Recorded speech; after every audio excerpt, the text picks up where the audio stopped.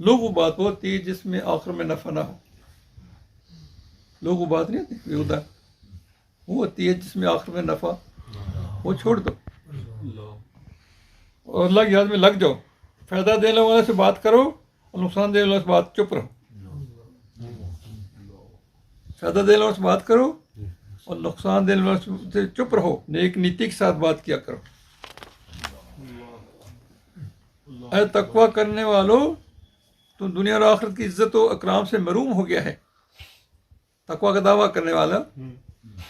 اور اے خلقت اور اسباب پر بھروسہ کرنے والے، تو دنیا اور آخرت میں اللہ کی قوت بھروسہ سے محروم ہو گئے. اے اپنی دسترس کی چیزوں پر بھروسہ کرنے والے، تو دنیا اور آخرت میں اللہ تعالیٰ کی سوا توانگری سے محروم ہو گئے.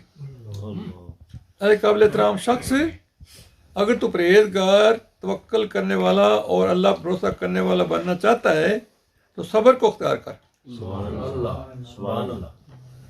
کیونکہ صبر ہر بلائی کی بنیاد ہے. نیت صحیح سے اللہ کی ذات کے لیے صبر کرنا ہوگا. اس صبر کا بدلہ یہ کہ دنیا اور آخرت کے لیے تیرے دل میں اللہ کی محبت اور قربت داخل ہو جائیں گے.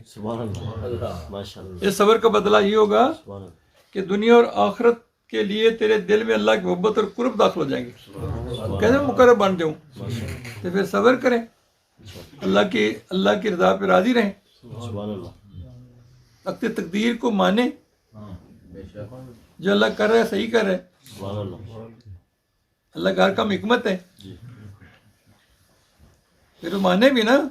پھر صبر تبھی ہوگا نا، صبر مشکلوں میں ہوتا ہے نا، اس ساتھ اللہ بھی ہوتا ہے نا. ان اللہ مع الصابرین.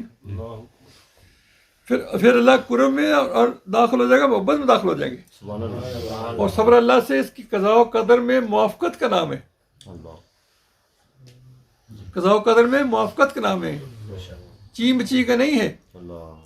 قرآن مجید میں ارشاد بھائی ان اللہ مع الصابرین، بے شک اللہ صبر کے والوں کے ساتھ ہے.